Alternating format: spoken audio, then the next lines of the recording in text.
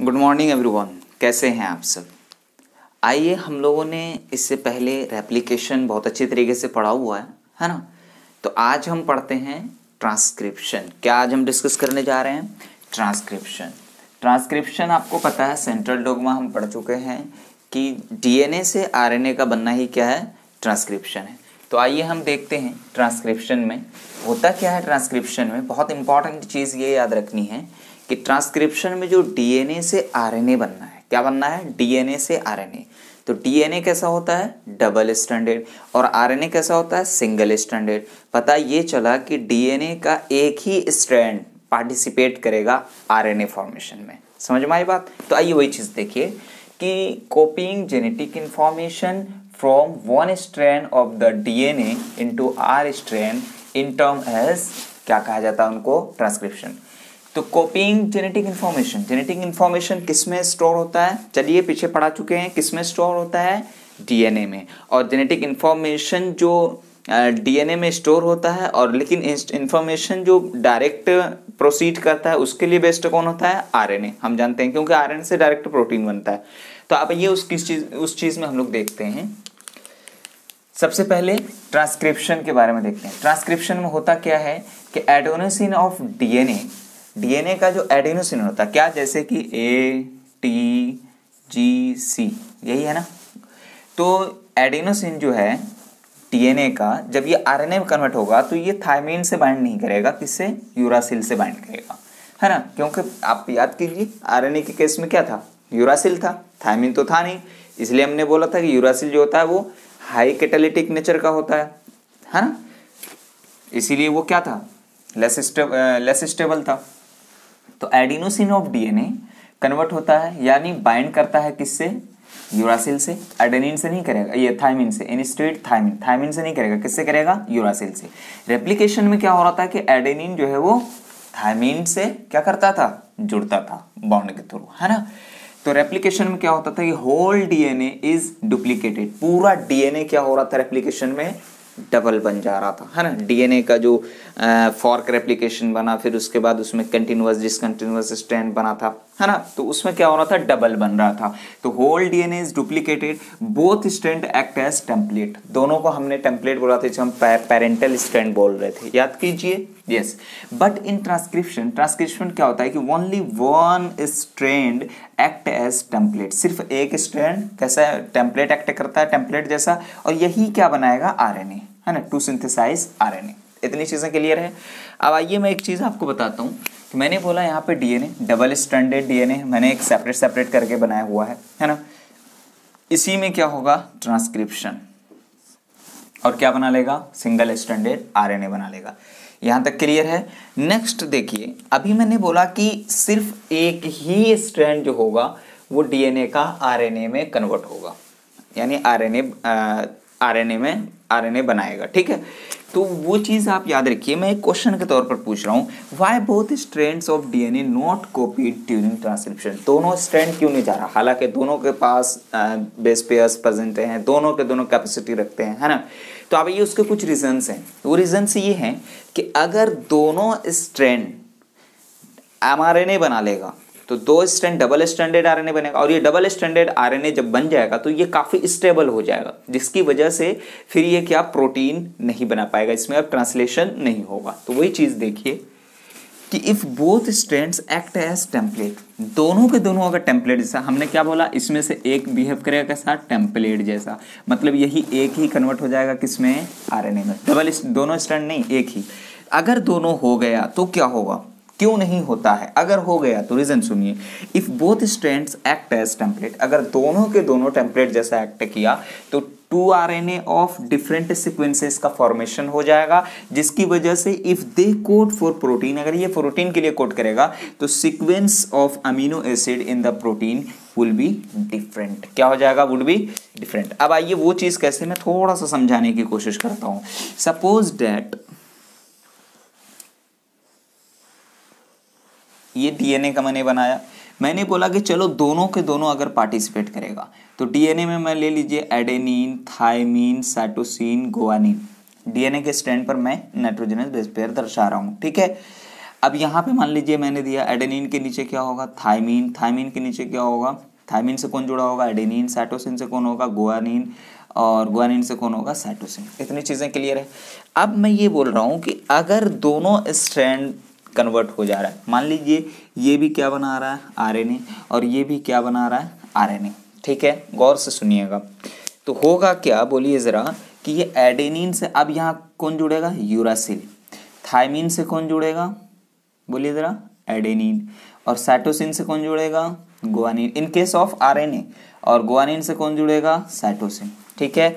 अब अगले केस में सेम, अगर ये भी स्ट्रैंड टेम्पलेट जैसा है, ये तो टेम्पलेट जैसा है तो ऐसा करेगा, अगर ये भी टेम्पलेट जैसा करेगा, दोनों के दोनों एक्ट करेगा टेम्पलेट स्ट्रैंड जैसा, तो फिर देखिए क्या होगा, थाइमीन से कौन जुड़ेगा, एडेनिन, और एडेनिन से कौन जुड़ेगा, यूरासिल, गुआनिन से कौन जुड़ेगा, साइटोसिन, साइटोसिन से कौन जुड़ेगा, गुआनिन, ठीक है। आप यहाँ पे देखिए दोनों स्ट्रैंड जो है, अब मैं ये दोनों आरएनए का दोनों स्ट्रैंड ड्रॉ कर रहा हूँ, गौर से देखिएगा, आरएनए का मैं दोनों स्ट्रैंड ड्रॉ कर रहा हूँ, दोनों स्ट्रैंड। तो अब आरएनए के केस में क्या हो गया, यू ए जी सी, और ये क्या हो गया, ए यू जी सी, हुआ कि नहीं हुआ। तो अब इस केस में क्या हुआ कि यहाँ पर यूरासिल एडेनिन के साथ बाइंड कर जाएगा, एडेनिन यूरासिल के साथ बाइंड कर जाएगा, गुआनिन साइटोसिन के साथ बाइंड कर जाएगा, गलत हो गया, गुआनिन साइटोसिन के साथ बाइंड कर जाएगा, साइटोसिन गुआनिन के साथ बाइंड कर जाएगा, करेगा कि नहीं करेगा। अब जब ये बाइंड कर जाएगा तो अब ये एक स्टेबल स्ट्रक्चर बन गया, बना कि नहीं बना। तो अब ये पार्टिसिपेट नहीं करेगा किसमें, किसमें पार्टिसिपेट नहीं करेगा, प्रोटीन सिंथेसिस में। मतलब यहाँ पर अब इनहिबिट हो जाएगा क्या, ट्रांसलेशन। समझ में आई बात। तो वही चीज बोल रहा है कि if both strands act as template to RNA of different sequences, if they code for protein, sequence of amino acid is protein will be different। समझ में आई बात। जो होना चाहिए था वो नहीं हुआ, क्योंकि अब ये डबल स्टैंडर्ड में कन्वर्ट हो गया। वही चीजें, 2 RNA मॉलिक्यूल प्रोड्यूस्ड साइमल्टेनियसली, दोनों के दोनों RNA प्रोड्यूस हो गया simultaneously and complementary to each other, दोनों एक दूसरे के कंप्लीमेंट्री है जैसा होना चाहिए, ठीक है। तो ये कैसा बन गया, डबल स्टैंडर्ड RNA बन गया, इनहिबिट आरएनए ट्रांसलेशन। अब प्रोटीन ये नहीं बनाएगा। समझ में आई बात। तो एक तो ये रीजन था हमारा, है ना, इसलिए ऐसा नहीं होना है, ठीक है। क्या क्या हमने देख लिया कि भाई एक ही स्ट्रैंड पार्टिसिपेट करेगा आरएनए के फॉर्मेशन में, जैसे डबल स्टैंडर्ड है, इसमें से एक टेम्पलेट जो है वो पार्टिसिपेट करेगा। कैसे करेगा, एनसीईआरटी में भी डायग्राम दिया हुआ है, तो इसको भी हम समझाएंगे भी अच्छे तरीके से। तो ये करेगा। अब जैसे मैंने आपको एग्जांपल बता दिया है कि रेप्लिकेशन के समय में क्या हो रहा था, एडेनिन थाइमिन से बाइंड कर रहा था, लेकिन अब जो आरएनए बन रहा है तो यहाँ पर आरएनए के स्ट्रैंड में एडेनिन किसके साथ, यूरासिल से बाइंड कर जाएगा, यानी इंस्टेड थाइमिन, ठीक है, क्लियर है। रेप्लिकेशन में होल डीएनए इज डुप्लीकेटेड, दोनों हो रहा था, लेकिन इसमें एक ही डीएनए आरएनए बनाएगा। But in transcription only one strand act as template to synthesise RNA. इतनी चीजें क्लियर है। क्यों ऐसा नहीं हो सकता, दोनों के दोनों चला जाएगा। एक रीजन तो ये कि अगर दोनों के दोनों ट्रांसफर हो गया, दोनों के दोनों टेम्पलेट जैसा आरएनए फॉर्मेशन कर लिया, तो डबल स्टैंडर्ड आरएनए बन जाएगा। और डबल स्टैंडर्ड क्या करेगा, बोलिए जरा, कि स्टेबल फॉर्म में चला जाएगा और वो प्रोटीन इनहिबिट सिंथेसिस इनहिबिट कर देगा। क्लियर है। नेक्स्ट, ट्रांसक्रिप्शन यूनिट की अगर हम बात करें तो a transcription unit in DNA consist of 3 division. Very very important. जो आपके एनसीईआरटी में डायग्राम दिया हुआ है उसमें आपको एक तो प्रोमोटर रीजन दिख रहा होगा, और दूसरा स्ट्रक्चरल जीन दिख रहा होगा, और तीसरा टर्मिनेटर दिख रहा होगा। जैसे मैं यहाँ पे अगर समझाऊं कि अगर मान लीजिए ये एक स्ट्रैंड हमारा डीएनए का, चलिए मैं इसे दिखाता हूँ थोड़ा सर्कुलर फॉर्म में। ये डीएनए का स्ट्रैंड है, ठीक है। यहाँ से लेकर के यहाँ तक क्या होना है, ट्रांसक्रिप्शन। तो यहाँ जहाँ से जहाँ तक ट्रांसक्रिप्शन हो रहा है, ऐसे रीजन को हम लोग क्या बोलते हैं, स्ट्रक्चरल जीन। समझ में आई बात, क्या बोलते हैं, स्ट्रक्चरल जीन। जहाँ पे ट्रांसक्रिप्शन स्टार्ट होगा उसको हम लोग बोलते हैं प्रोमोटर रीजन, और जहाँ पे एंड होगा उसको हम लोग बोलते हैं टर्मिनेटर। समझ में आई बात, टर्मिनेटर एंड और प्रोमोटर एंड समझ में आ गया। नेक्स्ट आइए इस चीज को समझने से पहले कि इसमें जो आरएनए स्टार्ट होगा वो किसकी मदद से होगा, डीएनए डिपेंडेंट है आरएनए पॉलीमरेज। डीएनए डिपेंडेंट हम क्यों बोल रहे हैं, क्योंकि डीएनए से आरएनए बनेगा, तो आरएनए बनने के लिए डिपेंड किस पर है, डीएनए पर, इसलिए हम बोल रहे हैं डीएनए डिपेंडेंट आरएनए पॉलीमरेज। क्यों, क्योंकि आरएनए का पॉलीमर फॉर्म कन्वर्ट होना है आरएनए में, तो इसीलिए उसको आरएनए पॉलीमरेज हम बोल रहे हैं। एज का मतलब हम लोग जानते हैं क्या होता है, ASE किसी में लग जाए वो एंजाइम का फॉर्म होता है, ठीक है। तो होता क्या इसमें, पॉलीमराइजेशन, है ना, in only one direction. Important question आ चुका है कई बार, आपको याद कीजिए डीएनए के केस में भी मैंने यही बताया था, डीएनए रेप्लिकेशन में भी क्या हो रहा था, उसमें भी 5 to 3 डायरेक्शन में ही पॉलीमराइजेशन हो रहा था। यहां पर भी क्या होगा, 5 to 3 डायरेक्शन में ही पॉलीमराइजेशन होगा। याद कीजिए रेप्लिकेशन में भी मैंने बोला था पॉलीमराइजेशन जो हुआ था कौन एंजाइम करवा रहा था, डीएनए डिपेंडेंट डीएनए पॉलीमरेज। तो वहां पर भी क्या हो रहा था, 5 to 3 डायरेक्शन में बिहेव कर रहा था, जो कि दूसरे पेरेंट में, पेरेंटल स्ट्रैंड में याद कीजिए वहां पर नहीं हो पा रहा था, क्योंकि 3 to 5 to 3 ही करना है। तो वहां पे हमने बोला था कुछ प्राइमर्स यानी स्मॉल सीक्वेंसेस ऑफ न्यूक्लियोटाइड्स आ जाते हैं, जिसकी वजह से अब वहां पर ये पॉलीमरेज एंजाइम जो है डीएनए वो क्या कर रहा था कि न्यूक्लियोटाइड को जोड़ रहा था जहां पर प्राइमर से प्रेजेंट था, और बाद में जो गैपिंग था, है ना, इसलिए उसको लैगेज एंजाइम आपस में एक कंटिन्यूअस स्ट्रैंड बना दे रहा था, ठीक है। तो वही चीज सेम यहाँ भी कौन सी डायरेक्शन में होगा, 5 to 3 डायरेक्शन में। चलिए आइए, मैंने यहाँ पे एक डायग्राम जो कि आपके एनसीईआरटी में दिया हुआ है, इस चीज़ को बहुत इंपॉर्टेंट तरीके से समझना है। हमने एक स्ट्रैंड ये वाला ड्रॉ किया हुआ है 5 to 3, क्या बोला हमने, 5 to 3 डायरेक्शन में। तो ये लो हमने 5 to 3 डायरेक्शन कर दिया, ठीक है, यहाँ देखो डायरेक्शन मैंने दिखाया हुआ है। अब दूसरा जाहिर सी बात है एंटी पैरेलल होगा, तो मैंने इधर कर दिया 5 to 3 डायरेक्शन। समझ में आई बात। अब नेक्स्ट इंपॉर्टेंट चीज़ ये है कि यहाँ पर क्या प्रेजेंट है, इस वाले रीजन में हम बोल रहे हैं प्रोमोटर, इस वाले रीजन में हमने क्या रखा, टर्मिनेटर।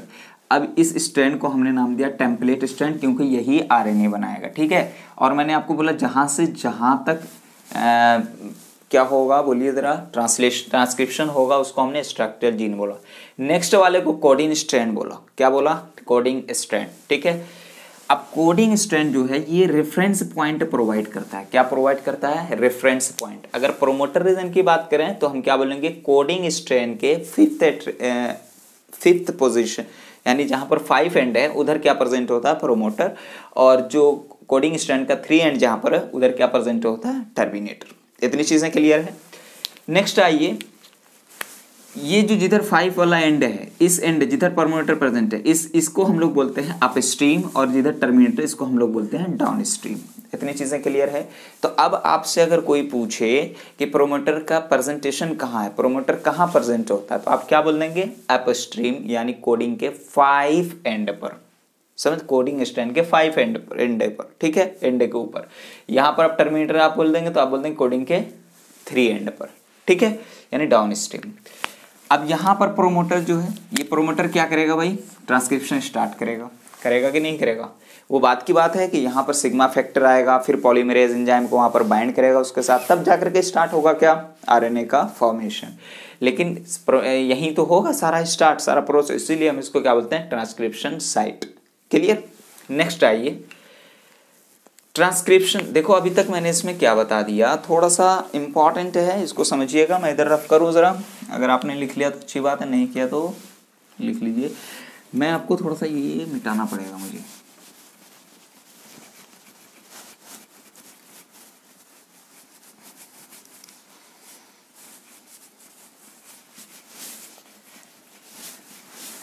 एक्चुअल में अगर मैं समझाने की कोशिश करूँ ज़रा, तो ये लीजिए, मैंने सॉरी ज़्यादा टेढ़ा हो गया।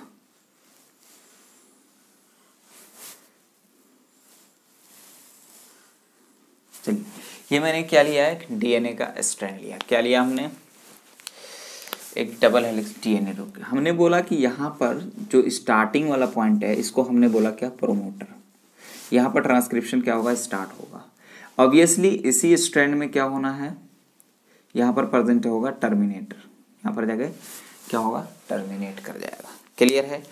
अब इस केस में मैं अगर यहाँ पे बोलूँ, यहाँ पे क्या प्रेजेंट है, ATGC, तो जाहिर सी बात है यहाँ पर अब क्या होगा कि यहाँ पर जो पॉलीमरेज एंजाइम था, आरएनए पॉलीमरेज, डीएनए डिपेंडेंट है आरएनए पॉलीमरेज, वो पॉलीमरेज मान लीजिए एंजाइम है, क्या एंजाइम, कौन सा एंजाइम है, आरएनए डीएनए डिपेंडेंट है आरएनए पॉलीमरेज। इसको सिग्मा फैक्टर जो है वो अटैच करता है, सिग्मा फैक्टर जो है वो ये आरएनए पॉलीमरेज एंजाइम को अटैच कर देता है किसके साथ, प्रोमोटर के साथ। अब जैसे यहाँ पर अटैच हुआ तो अब यहाँ पे क्या होगा, आरएनए का फॉर्मेशन शुरू हो जाएगा। समझ में आया बात। अब आरएनए का फॉर्मेशन होगा तो एडेनिन किससे, यूरासिल से, और थायमिन किससे, एडेनिन से, गुआनिन साइटोसिन से, और साइटोसिन गुआनिन से।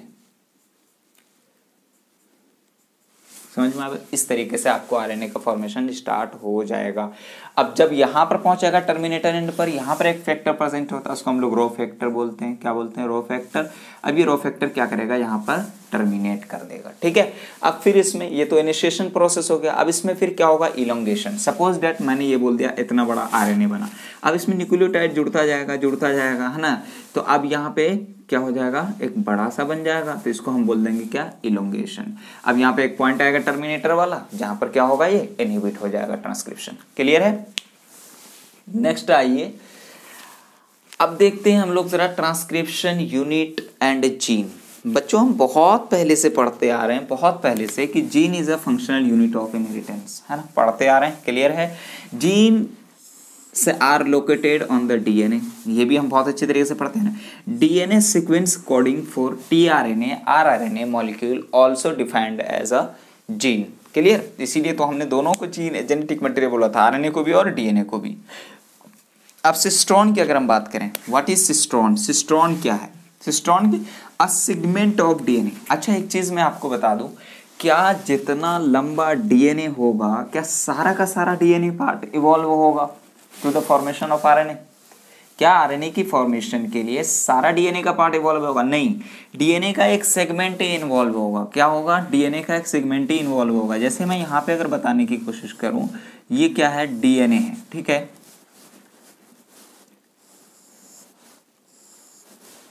ये डीएनए है, तो मान लीजिए डीएनए का इतना सा पार्ट इन्वॉल्व हो रहा है, तो ये डीएनए का एक सेगमेंट हो गया।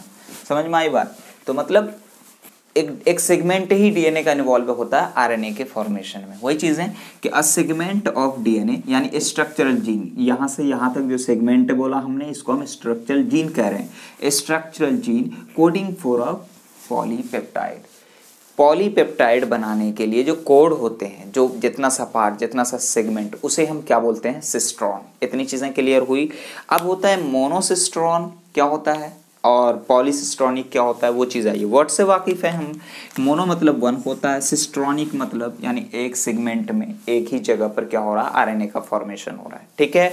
तो वही चीज़ें, ये मोस्टली यूकैरियोट में हमें देखने को मिलता है। तो मोनोसिस्ट्रॉन का एग्जाम्पल यूकैरियोट हो जाएगा। मतलब इसमें जो होता है structural gene codes for a single peptide. जैसे मान लीजिए यहाँ पर एक ही पॉलीपेप्टाइड का फॉर्मेशन हुआ। किसका, एक ही पॉलीपेप्टाइड का फॉर्मेशन हुआ एक सेगमेंट में, तो ये क्या हो गया हमारा, मोनोसिस्टोनिक। ये यूकैरियोट के केस में देखने को मिलता है। पॉलीसिस्टोनिक का मतलब है इन प्रोकैरियोट, यानी structural gene codes for more than one polypeptide. अब मोर देन वन पॉलीपेप्टाइड का मतलब ये हुआ कि मान लीजिए प्रोकैरियोट के केस में, ठीक है, ठीक है, यहां पर भी क्या हुआ, एक सेगमेंट पार्टिसिपेट किया, यहां पर भी एक सेगमेंट पार्टिसिपेट किया, यहां पर भी एक सेगमेंट पार्टिसिपेट किया। तो एक बार में कई पेप्टाइड्स बन रहे हैं, पॉलीपेप्टाइड्स। तो ऐसे टर्म को हम क्या बोलेंगे, बोलिए जरा, पॉलीपेप्टाइड। ये हमें प्रोकैरियोट में नॉर्मली देखने को मिलता है। यूकैरियोट में ऐसा नहीं होता है। यहाँ पर एक बार होगा एक सेगमेंट में, वहां पर एक कंप्लीट आरएनए का फॉर्मेशन हो जाएगा, फिर जाकर के नेक्स्ट टाइम, है ना, दूसरे सेगमेंट में क्या होगा, वहां पे आरएनए का फॉर्मेशन स्टार्ट होगा। क्लियर है, इतनी चीजें क्लियर है। नेक्स्ट आ जाइए, टाइप्स ऑफ आरएनए की अगर हम बात करें, टाइप्स ऑफ आरएनए, तो ऑल थ्री टाइप्स, जो कि एमआरएनए, टीआरएनए और आरआरएनए हम लोग पढ़ते हैं, all three types required protein synthesis. दोनों के दोनों जो है अपना, तीनों के तीनों, उसका अपना अपना काम है, और तीनों के तीनों पार्टिसिपेट करते हैं प्रोटीन सिंथेसिस में। जैसे एक अगर मैं एमआरएनए की बात करूँ, मैसेंजर आरएनए की, दूसरा ट्रांसफर आरएनए की बात करूँ, तीसरा हम राइबोसोमल आरएनए की अगर हम बात करें, तो उस केस में आइए हम बताते हैं आपको कि एमआरएनए का काम क्या होता है, बोलिए जरा, प्रोवाइड टेम्पलेट स्ट्रैंड। क्या, provide template having genetic information in the form of genetic code. Clear है। नेक्स्ट टीआरएनए, ट्रांसफर आरएनए जो है वो क्या करता है, ब्रिंग अमीनो एसिड्स, है ना, and read the genetic code. तो जेनेटिक कोड को रीड कौन करता है? Transfer RNA. इंपॉर्टेंट क्वेश्चन है। अमीनो एसिड प्रोवाइड कौन कर रहा है? एमआरएनए। क्लियर है। नेक्स्ट आ जाइए, आरआरएनए की बात करें तो राइबोसोमल आरएनए है। तो इस केस में structural part of ribosomes and also catalytic role during process of translation. तो समझ कैटालिटिक रोल किसका है? आरआरएनए का। ठीक है, तो इतनी चीज़ें आपको यहाँ से क्लियर है। आइए हम थोड़ा सा देख लेते हैं कि प्रोकैरियोट और यूकैरियोट के बारे में, है ना, उसमें किस टाइप से होगा, वो सारी चीज़ें अब हम लोग देखते हैं। इतनी चीज़ें आपको यहाँ पे पहले क्लियर है। ये चीज़ बताइए, क्या चीज़ हमने पढ़ा दिया? कुछ नहीं, थोड़ा ट्रांसक्रिप्शन का हमने थोड़ा सा ओवरव्यू बताया। मैंने बोला सिंगल स्ट्रैंड ही पार्टिसिपेट करेगा। और ये याद रखिएगा कि आरएनए के जो स्ट्रैंड हैं, जब वो डीएनए के स्ट्रैंड के बनना शुरू होगा तो यहाँ पर थायमिन की जगह यूरासिल जुड़ेगा, जो हम बहुत पहले से पढ़ते आ रहे हैं। ठीक है, तो इसका मैंने बोला कि दोनों क्यों नहीं जाएगा, मैंने दोनों के साइड इफेक्ट बता दिए आपको। समझ में आए बात। नेक्स्ट हमने यूनिट की बात की, फिर उसके बाद हमने ये एनसीईआरटी के एक डायग्राम की बात की। एनसीईआरटी के डायग्राम में याद रखिएगा प्रोमोटर रीजन, यहाँ से क्या होता है? ट्रांसक्रिप्शन स्टार्ट होता है। Sigma factors polymerase RNA polymerase enzyme को जोड़ देता है किससे? यहाँ पर प्रोमोटर के पास। अब यहाँ से क्या स्टार्ट हो जाता है? बोलिए जरा। आरएनए का सिंथेसिस, यानी स्ट्रक्चरल जीन। इसको हमने टेम्पलेट स्ट्रैंड बोला, इसको हमने कोडिंग स्ट्रैंड बोला। कोडिंग स्ट्रैंड का काम क्या है कि ये रेफरेंस प्रोवाइड करता है। ठीक है, जैसे मैंने बता दिया कि कोडिंग स्ट्रैंड के 5 एंड पर क्या प्रेजेंट होता है? ऊपर में प्रोमोटर। इतनी चीज़ें क्लियर है। फिर मैंने थोड़ी सी इसके बारे में डिस्कस की, मोनोसिस्टोनिक, सिस्टोनिक, पॉलीसिस्टोनिक क्या होता है। क्लियर। तो चलिए हम नेक्स्ट आप हेडिंग डालते हैं। पहले मैं इसको रफ कर दूं, है ना। नेक्स्ट आप हम देखते हैं सबसे पहले क्या? प्रोकैरियोट और यूकैरियोट के बारे में। उससे पहले हम कुछ आरएनए के फॉर्मेशन को देख लेते हैं कि भाई जो आरएनए और टीआरएनए एमआरएनए था, इसका फॉर्मेशन कौन कौन एंजाइम करेगा। तो याद रखिएगा पॉलीमरेज एंजाइम के 3 टाइप होते हैं। पॉलीमरेज यानी RNA polymerase first, RNA polymerase second, RNA polymerase third. ये तीनों अलग अलग करते हैं। आरएनए पॉलीमरेज फर्स्ट जो होता है वो आरआरएनए का फॉर्मेशन करता है, और आरएनए पॉलीमरेज 2 जो होता है वो एमआरएनए का फॉर्मेशन करता है, और आरएनए पॉलीमरेज 3 जो होता है वो, बोलिए जरा, टीआरएनए का फॉर्मेशन करता है। क्लियर। तो आइए मैं इसको थोड़ा रफ करता हूँ। अब हम देख रहे हैं transcription in prokaryote and transcription in eukaryote. हम सबसे पहले देख लेते हैं किसमें? प्रोकैरियोट में। किसमें देख लेते हैं? Transcription in prokaryote. इसमें इंपॉर्टेंट प्रोकैरियोट में क्या कुछ फीचर्स हैं हमें याद रखने हैं क्या? कि भाई वेल डेवलप्ड न्यूक्लियस नहीं होता इसके अंदर, है ना। तो आइए न्यूक्लियर मेम्ब्रेन एब्सेंट होता है। तो आइए there is a single DNA dependent RNA polymerase. इसमें जो single DNA dependent RNA polymerase होता है, that catalyzes transcription and synthesis of all 3 types of RNA। जितनी भी RNAs का इसमें फॉर्मेशन होगा प्रोकैरियोटिक, इसमें single DNA dependent RNA polymerase ही रिस्पॉन्सिबल होगा। इंपॉर्टेंट है, लेकिन ऐसे केस में नहीं है। इसमें 3 डिफरेंट टाइप के आरएनए पॉलीमरेज रिस्पॉन्सिबल होते हैं जो कि न्यूक्लियस में प्रेजेंट होते हैं। तो इतनी चीजें क्लियर है। The process of transcription completed in 3 steps. कितने स्टेप्स में कंप्लीट हो रहे हैं भाई? 3 स्टेप्स। कितने स्टेप्स में कंप्लीट हो रहे हैं? 3 स्टेप्स में। पहला हो जाएगा आपका इनिशिएशन, दूसरा हो जाएगा एलोंगेशन, और तीसरा हो जाएगा क्या? टर्मिनेशन यानी टर्मिनेटर। ठीक है। तो भाई अभी तक हमने क्या देखा कि भाई इसमें सिंगल डीएनए डिपेंडेंट आरएनए है जो कि कैटालाइज करेगा यानी सिंथेसाइज करेगा तीनों टाइप्स के आरएनए को। ठीक है, in prokaryote. Next transcription process complete होता है 3 स्टेप में। पहला इनिशिएशन, दूसरा एलोंगेशन, तीसरा टर्मिनेटर। इधर आइए। इनिशिएशन मतलब RNA polymerase binds to the specific site of DNA called promoter. जैसे मैं अगर समझाने की बात करूं तो ये हमारा क्या है भाई? डीएनए। क्या लिया हमने? डीएनए लिया। तो यहाँ पर डीएनए में क्या प्रेजेंट है भाई? प्रोमोटर। क्या प्रेजेंट है? प्रोमोटर। इधर क्या है भाई? मान लीजिए क्या है ये? RNA polymerase. क्या है ये? RNA polymerase. और आरएनए पॉलीमरेज, और यहाँ पे ये क्या है? Sigma factor. क्या है? Sigma factor. तो ये सिग्मा फैक्टर आरएनए पॉलीमरेज को बाइंड करेगा किसके साथ? प्रोमोटर के साथ। तो सिग्मा फैक्टर का काम क्या हो गया कि ये अटैच कराएगा, ये फिर ये बाइंड करवाएगा किसको? पॉलीमरेज को। किसके साथ? प्रोमोटर के साथ। अब जब यहाँ पर आ जाएगा, जाहिर सी बात है आरएनए का फॉर्मेशन स्टार्ट हो जाएगा। होगा कि नहीं होगा? यस, आरएनए का फॉर्मेशन स्टार्ट हो जाएगा। अब जाहिर सी बात है कहीं और क्या प्रेजेंट होगा? बोलिए जरा। टर्मिनेटर प्रेजेंट होगा। और जब ये वहाँ पर पहुँचेगा, कहाँ पर, जब ये यहाँ पर पहुँचेगा आरएनए पॉलीमरेज, तो यहाँ पर प्रेजेंट होता है क्या, रो फैक्टर। क्या प्रेजेंट होता है, रो फैक्टर। तो ये रो फैक्टर बोलिए या टर्मिनेटर फैक्टर बोलिए, ये क्या करेगा, यहाँ पर इनहिबिट कर देगा। अब आगे इससे आगे आरएनए का फॉर्मेशन नहीं होगा। तो वही चीज़ है, इनिशिएशन में RNA polymerase binds to the specific site of DNA called promoter. Promoter से बाइंड किया तो यानी प्रोमोटर जो है is recognised by initiation factor, यानी सिग्मा फैक्टर से, है ना, क्या क्या पॉलीमरेज को अटैच कर दिया, किसके साथ, प्रोमोटर के साथ। क्लियर है। नेक्स्ट आ जाते हैं हम लोग, देखते हैं इलोंगेशन। इलोंगेशन का मतलब क्या होता है, लंबा होना।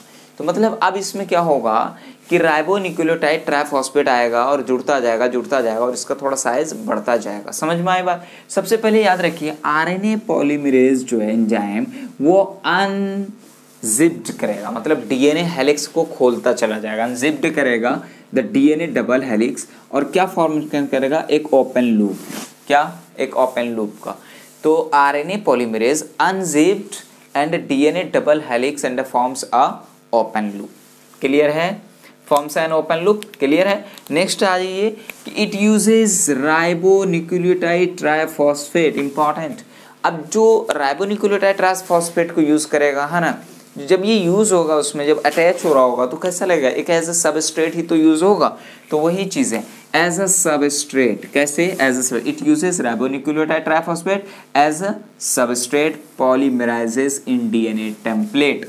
क्लियर है। अब आगे देखिए, polymerisation continue till the enzyme reaches the terminator and.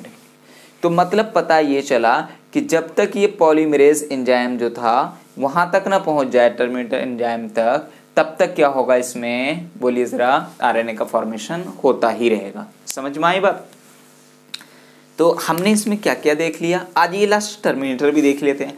Terminator मतलब डीएनए पॉलीमरेज यानी recognise the terminator gene by a terminator factor. Very very important, by a terminator factor. और टर्मिनेटर फैक्टर को हम क्या बोल रहे हैं, रो फैक्टर। क्या बोल रहे हैं हम इसको, रो फैक्टर बोल रहे हैं। और जो हमारा स्टार्टिंग फैक्टर था वो क्या था, सिग्मा फैक्टर। तो सिग्मा फैक्टर क्या काम करवा रहा था कि पॉलीमरेज एंजाइम को बाइंड करवा रहा था, किससे, प्रोमोटर से। और प्रोमोटर क्या स्टार्ट कर दे रहा था, किस चीज को, ट्रांसक्रिप्शन को। अब ट्रांसक्रिप्शन हुआ, इलोंगेशन हुआ, है ना, इसमें राइबोन्यूक्लियोटाइड वगैरह एज अ सबस्ट्रेट यूज हुआ। अब लास्ट में जब पहुंचा टर्मिनेटर के पास, तो यहाँ पर जो रो फैक्टर प्रेजेंट था वो क्या क्या, पॉलीमरेज एंजाइम को क्या क्या रोक दिया। समझ में आई बात। तो रो फैक्टर रिस्पॉन्सिबल है टर्मिनेटर के लिए। तो RNA polymerase separated from DNA and also transcribed RNA. समझ में। तो आरएनए पॉलीमरेज सेपरेट हो जाएगा। अब क्या होगा, आरएनए पॉलीमरेज सेपरेट हो जाएगा, किससे, टर्मिनेटर पहुंचने के बाद अब उस स्ट्रैंड से सेपरेट हो जाएगा फ्रॉम द डीएनए, है ना, and also the transcribed RNA. तो ये केस तो हमें प्रोकैरियोट में देखने को मिलेगा। क्या क्या देखने को मिलेगा प्रोकैरियोट में, फिर से एक बार देखते हैं। Single DNA dependent RNA polymerase ही तीनों टाइप के आरएनए का फॉर्मेशन करेगा। फिर आपको बोला कंप्लीट होता है 3 स्टेप में, इनिशिएशन, एलोंगेशन, टर्मिनेटर। इनिशिएशन का मतलब जो सिग्मा फैक्टर था वो आरएनए पॉलीमरेज को अटैच करेगा प्रोमोटर के साथ और वहां से ट्रांसक्रिप्शन शुरू हो जाएगा। जब ट्रांसक्रिप्शन शुरू हो जाएगा, अब उसमें क्या होगा कि आरएनए पॉलीमरेज इलोंगेट करता जाए, ओपन करता जाएगा डबल हेलिक्स को डीएनए के, और वहां पे राइबोन्यूक्लियोटाइड क्या होगा, ribonucleotide triphosphate as a substrate use होगा, है ना, और पॉलीमराइजेशन होता रहेगा जब तक कि वो टर्मिनेटर एंड पर ना पहुंच जाए। जैसे वहां पहुंचेगा आरएनए पॉलीमरेज, तो फिर उसके बाद वहां पर प्रेजेंट होता है रो फैक्टर। तो वो रो फैक्टर क्या काम करेगा कि उसको रोकवा देगा। समझ में आई बात। तो ये तो था हमारा प्रोकैरियोट के केस में। समझ में आई बात। अब हम आ जाते हैं थोड़ा यूकैरियोट के केस में। यूकैरियोट के पास बच्चों हम ये जानते हैं कि इसके पास वेल डेवलप्ड न्यूक्लियस प्रेजेंट होता है। क्या प्रेजेंट होता है, वेल डेवलप्ड न्यूक्लियस प्रेजेंट होता है। सेल है उसके अंदर एक वेल डेवलप्ड न्यूक्लियस है, मतलब डबल न्यूक्लियर मेम्ब्रेन इसके पास प्रेजेंट है। जैसे मैं अगर इसकी बात करूं, अच्छा सबसे पहले आइए सेल से पहले कि there are 3 different types of RNA polymerase in nucleus. कितने, 3।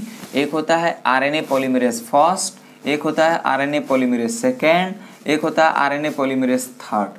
आरएनए पॉलीमरेज फर्स्ट आरआरएनए का फॉर्मेशन करता है, आरएनए पॉलीमरेज सेकेंड एमआरएनए का फॉर्मेशन करता है, आरएनए पॉलीमरेज थर्ड टीआरएनए का फॉर्मेशन करता है। इसके कुछ यूनिट्स दिए हुए हैं, वो है 28S, 18S और 5.8S किसके, rRNA के। चाहे तो याद रखें, अदरवाइज रिजेक्ट करें, याद रख लो तो ज़्यादा बेहतर रहेगा, है ना। आरएनए पॉलीमरेज सेकेंड के एमआरएनए बोलते हैं, एमआरएनए का फॉर्मेशन करता है, इसको हम लोग एचएनआरएनए भी बोलते हैं। एचएनआरएनए बोलने का मतलब क्या है कि भाई ये हेटेरोजीनस न्यूक्लियस है, हेटेरोजीनस न्यूक्लियस। एचएनआरएनए का मतलब हेटेरोजीनस न्यूक्लियस आरएनए है, ठीक है। अब उसके बाद जो आरएनए पॉलीमरेज थर्ड था वो किसका, टीआरएनए का फॉर्मेशन करेगा। इंपॉर्टेंट ये है कि 5S आरएनए का भी फॉर्मेशन कौन करता है, RNA polymerase third. As a exception आपको ये चीज याद रखनी है, एज एन एक्सेप्शन आपको ये चीज याद रखनी है। एज एन एक्सेप्शन क्या याद रखनी है कि भाई आरएनए पॉलीमरेज थर्ड जो था वो टीआरएनए का फॉर्मेशन करता था और 5S आरएनए का भी फॉर्मेशन करता था, एंड एसएनआरएनए मतलब स्मॉल न्यूक्लियस आरएनए। क्लियर है। तो ये बहुत इंपॉर्टेंट चीज है क्या कि 3 डिफरेंट टाइप्स आरएनए पॉलीमरेज पाए जाते हैं इसमें न्यूक्लियस में। वो कौन कौन है बोलिए जरा, RNA polymerase first, second, third. ये किसका, आरएनए का फॉर्मेशन करेगा, सेकंड एमआरएनए का और ये टीआरएनए का, ठीक है। आरएमटी वगैरह ऐसे कुछ भी आप याद रख सकते हैं, है ना। राहुल मेरा तेरा कुछ भी याद रख सकते हैं, हमें पता नहीं, आप अपना ट्रिक बनाएं। ये एक्सेप्शन आपको याद रखने बहुत इंपॉर्टेंट है। 5S आरएनए एक्चुअल में देखा जाए तो ये इसका प्रोडक्ट होना चाहिए था, लेकिन ये एज एक्सेप्शन याद रखिएगा, आरएनए पॉलीमरेज इसका एक्सेप्शन है। ये क्वेश्चन आ चुका है और आने की प्रोबेबिलिटी भी है, ठीक है, बहुत इंपॉर्टेंट है। अब आ जाइए हम थोड़ा सा आ जाते हैं एक सेल में। उस सेल के अंदर क्या है, न्यूक्लियस। क्या है उस सेल के अंदर, बोलिए, न्यूक्लियस। तो उस सेल के अंदर जब न्यूक्लियस है तो यहाँ पर देखिए हम यूकैरियोट की बात कर रहे हैं, वेल डेवलप्ड न्यूक्लियस है, न्यूक्लियर मेम्ब्रेन प्रेजेंट है ना। यहाँ पर ये देखिए आपको क्या दिख रहा है, एंडोप्लाज्मिक रेटिकुलम। एंडोप्लाज्मिक रेटिकुलम पर ये जो ब्लैक लाइक हमने धब्बा दिया हुआ है, थोड़ा थोड़ा है ना, काला काला कर दिया है, तो ये क्या है बच्चों, बोलिए जरा, राइबोसोम। ये क्या है, राइबोसोम। तो राइबोसोम इस पर प्रेजेंट है। तो जब एंडोप्लाज्मिक रेटिकुलम पर राइबोसोम प्रेजेंट होता है तो इसको हम लोग बोलते हैं रफ एंडोप्लाज्मिक रेटिकुलम। इसको हम लोग क्या बोलते हैं, रफ एंडोप्लाज्मिक रेटिकुलम। और रफ एंडोप्लाज्मिक रेटिकुलम का काम क्या होता है, प्रोटीन सिंथेसिस। क्या काम होता है इसका, प्रोटीन सिंथेसिस। और जहां पर प्रेजेंट नहीं है उसको हम लोग स्मूथ एंडोप्लाज्मिक रेटिकुलम बोलते हैं। क्या बोलते हैं, स्मूथ एंडोप्लाज्मिक। जैसे ये एंडोप्लाज्मिक रेटिकुलम पर कोई राइबोसोम नहीं है तो ये स्मूथ एंडोप्लाज्मिक रेटिकुलम है। और ये किस चीज का फॉर्मेशन करेगा, लिपिड का, लिपिड सिंथेसिस करता है, ठीक है। तो इतनी चीजें आपको यहाँ पर क्लियर है। अब वो जो जितनी प्रोसेस हो रही हैं वो सारे के सारे प्रोसेस कहाँ हो रहा है बच्चों, ये न्यूक्लियस के अंदर। कहाँ हो रहा है, ये न्यूक्लियस के अंदर हो रहा है कि नहीं हो रहा है। डीएनए यहीं पर है, ट्रांसक्रिप्शन कहाँ हो रहा है, न्यूक्लियस के अंदर हो रहा है। अब देखिए post transcriptional process occurs inside the nucleus. कहाँ हो रहा है, न्यूक्लियस के अंदर हो रहा है। पहला होगा क्या, स्प्लाइसिंग, सेकेंड होगा हमारा कैपिंग और तीसरा होगा हमारा टेलिंग। वो चीज़ बहुत इंपॉर्टेंट है, इस चीज़ को समझना बहुत ही ज़रूरी है। तो बच्चों इधर आइए। स्प्लैशिंग में होता क्या है कि जो अभी अभी आरएनए बना है डीएनए से, जो अभी अभी आरएनए बना है डीएनए से, वो आरएनए को हम बोल रहे हैं प्राइमरी ट्रांसक्रिप्ट एचएनआरएनए। क्या बोल रहे हैं उसको हम, एचएनआरएनए। अगर आप बुरा ना माने तो मैं यहाँ पे इसको थोड़ा सा मिटा दूँ।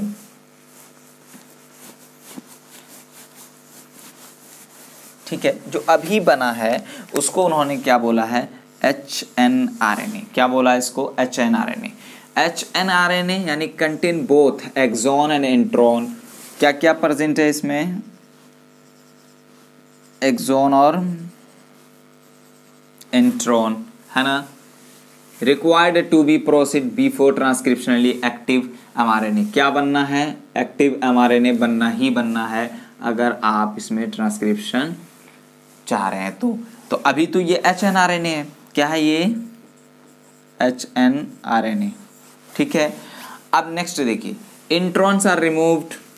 इंट्रॉन को क्या किया आपने, रिमूव कर दिया। रिमूव करने के बाद अब जो बचेगा क्या, एक्सॉन। एक्सॉन क्या होगा, ज्वाइंट हो जाएगा इनडेफिनिट ऑर्डर। तो introns are removed and exons in definite order, joint in definite order, वो ज्वाइंट हो जाएगा, ठीक है। नेक्स्ट देखिए, introns removed by as spliceosome. ये क्वेश्चन आ चुका है, बहुत इंपॉर्टेंट क्वेश्चन है कि जो इंट्रॉन्स रिमूव होता है वो कौन से एंजाइम के थ्रू होता है। तो राइबोसोम याद रख स्प्लाइसोसोम याद रखिएगा, या फिर यूँ बोलिएगा कि जो इंट्रॉन है वो किस फॉर्म में रिमूव होता है। तो आपको ये स्प्लाइसोसोम याद रखने हैं, इंपॉर्टेंट क्वेश्चन है इसलिए इसको याद रखने हैं। तो intron removed by spliceosome. Clear. अब देखिए ये तो आपने देख लिया क्या क्या इसमें आपने इंट्रॉन रिमूव किया। भाई मैंने ये बोला जो ट्रांसक्रिप्शन हो रहा था इसमें जो आरएनए स्ट्रैंड बना, हमें आरएनए देखने को मिला, वो प्राइमरी ट्रांसक्रिप्ट एचएनआरएनए है। उसके पास एक्सॉन भी है, उसके पास इंट्रॉन भी है, जो कि इमैच्योर आरएनए है। हमको क्या मैच्योर एमआरएनए बनाना है, तो उसके लिए आपको क्या इंट्रॉन को रिमूव करना पड़ेगा, यानी बाय स्प्लाइसोसोम। ये प्रोसेस है। स्प्लाइसिंग का मतलब ही होता है क्या कि रिमूविंग ऑफ इंट्रॉन या कटिंग ऑफ इंट्रॉन, समझ रहे, from immature mRNA to the formation of mature mRNA. समझ में आई बात। अब नेक्स्ट आज ये हम लोग देखते हैं कैपिंग। क्या हम लोग देखते हैं कैपिंग। कैपिंग के केस में क्या देखना है हमको कि जो उसका हेड है, जैसे मान लीजिए ये आरएनए अभी बनाया मैंने, इसको मैंने बोला टेल और इसको मैंने बोला हेड। तो हेड वाले पार्ट पर, यानी जाहिर सी बात है, जैसे अगर मैं आपको ये बोलूं कि भाई ये हमारा डीएनए टेम्पलेट है, इसका 3 एंड है, 5 है ना, यहाँ पर ये आरएनए बन रहा है, तो आरएनए का जाहिर सी बात है ये 5 डैश होगा, ये 3 डैश होगा कि नहीं होगा, 3 प्राइम। तो ये हेड है, तो मतलब ये बोला जा रहा है कि 5 एंड पर क्या जोड़ा जाएगा, बोलिए ज़रा क्या ऐड किया जाएगा, मिथाइल गुआनोसिन ट्राइफॉस्फेट। तो कैपिंग में देखिए एन अनयूजुअल न्यूक्लियोटाइड एडेड, क्या न्यूक्लियोटाइड कौन सा, methyl guanosine triphosphate. Methyl guanosine triphosphate को एनसीईआरटी बोल रही है मिथाइल गुआनोसिन ट्राइफॉस्फेट, ऐसे बोल रही है एनसीईआरटी, मतलब 3 फॉस्फेट जोड़ दिया तो ट्राइफॉस्फेट बोल रही है। क्लियर है। तो मतलब ये added to the 5th end of hnRNA. जो आपका ये एचएनआरएनए था, इसका ये मान लीजिए 5th एंड है, ये 3rd एंड है, तो 5th एंड पर क्या जोड़ दिया गया, MGPPP। क्यों जोड़ दिया गया बच्चों, क्योंकि जो आरएनए के पास म्यूटेशन की कैपेसिटी, म्यूटेट करने की कैपेसिटी ज़्यादा होती है, ये लेस स्टेबल होता है, तो इसके जो म्यूटेशन रेट है उसको कम करने के लिए, डिक्रीज करने के लिए, इसको नोट कर लीजिएगा कहीं भी, किसके लिए, डिक्रीज म्यूटेट कैपेसिटी। समझ में आई बात। नेक्स्ट देखिए क्या बोला कैपिंग में मैंने, an unusual nucleotide called methyl guanosine triphosphate is added to the 5th end of hnRNA. Clear. Next आ जाइए टेलिंग पे। जो ये टेल वाला पोर्शन है यानी 3 एंड वाला, वहां पे हम जोड़ते हैं क्या, बहुत सारे अमीनो एसिड्स। तो एडिनाइलेटेड रेसिड्यू 200 to 300, 200 से 300 अमीनो एसिड्स हम वहाँ जोड़ते हैं, added at 3 end of hnRNA, जोड़ देते हैं in a template independent manner. अब मुझे सर ये तो समझ में आ गया कैपिंग में कि यहाँ पे आप MG ट्राइफॉस्फेट इसलिए जोड़ रहे हैं, मिथाइल गुआनोसिन ट्राइफॉस्फेट, ताकि इसका जो म्यूटेट रेट है वो कम हो जाए, ये तो समझ में आ रहा सर। लेकिन आप ये क्यों जोड़ रहे हैं टेल पे अमीनो एसिड वगैरह, जी मैं इसलिए जोड़ रहा हूँ क्योंकि ये न्यूक्लियस के अंदर है, इसको बाहर भी आना है प्रोटीन सिंथेसिस के लिए। तो जो बाहर के जो स्ट्रक्चर्स हैं यानी साइटोप्लाज्म के, इससे प्रोटीन का तालमेल अच्छा खासा होता है, तो इसीलिए हम प्रोटीन वहाँ पे क्या करते हैं, जोड़ देते हैं टेल पे, और वो ईजिली बाहर आ जाता है। तो बच्चों ये तीनों प्रोसेस की अगर हम बात करें, ये तीनों प्रोसेस होने के बाद अब हम बोल सकते हैं कि भाई जो ये एचएनआरएनए था अब ये एमआरएनए बन चुका है, अब ये एमआरएनए बन चुका है। तो no hnRNA no called as mRNA, समझ में आई बात। And transported outside of nucleus, transported out of nucleus for translation. अब क्या होगा कि ये बाहर आएगा न्यूक्लियस से ट्रांसलेशन के लिए। अब क्या होगा, बाहर आएगा न्यूक्लियस से। तो न्यूक्लियस से बाहर आने के लिए इसको एमआरएनए में कन्वर्ट होना पड़ा, और एमआरएनए बनने के लिए इसको 3 प्रोसेस से गुजरना पड़ा, स्प्लाइसिंग, कैपिंग और टेलिंग। स्प्लाइसिंग में क्या किया, इंट्रॉन को रिमूव किया, समझ में आई बात, किसके थ्रू, स्प्लाइसोसोम। क्लियर है इतनी चीजें। कैपिंग में क्या किया कि 5th एंड यानी हेड वाला पार्ट में उसके मिथाइल गुआनोसिन ट्राइफॉस्फेट जोड़ दिया ताकि उसका म्यूटेट रेट डिक्रीज कर जाए, ठीक है। फिर उसका टेलिंग में क्या किया उसने कि 3rd एंड जो था यानी पीछे वाला 3rd एंड, वहाँ पे 200 to 300 अमीनो एसिड से जोड़ दिया ताकि वो ईजिली अपने जो स्ट्रक्चर्स हैं साइटोप्लाज्म में उससे क्या पड़े, तालमाल इंटरेक्शन कर पाए। समझ में आए बात, क्योंकि इसको प्रोटीन भी बनाना है। तो अब ये mRNA बन चुका है, अब ये क्या होगा भाई बोलिए ज़रा, अब ये प्रोटीन सिंथेसिस करेगा। तो बच्चों ये चीज़ें हैं ना इस चैप्टर में, अगर आपने समझ ली है तो बहुत अच्छी बात है। अगर आप चाह रहे हैं हम रट लेंगे तो it's not possible, never it will be possible, कभी भी ऐसा हो ही नहीं सकता, नहीं होगा पॉसिबल कि आप इसको रटेंगे। समझ आए बात, एक बार समझने के बाद मज़ा आ जाता है, फिर भूलने वाली चीज़ नहीं है। तो चलिए तो आज हम लोग यहीं तक रखते हैं, फिर हम लोग मिलते हैं अगले लेक्चर में एक नए लेक्चर के साथ। Okay bye.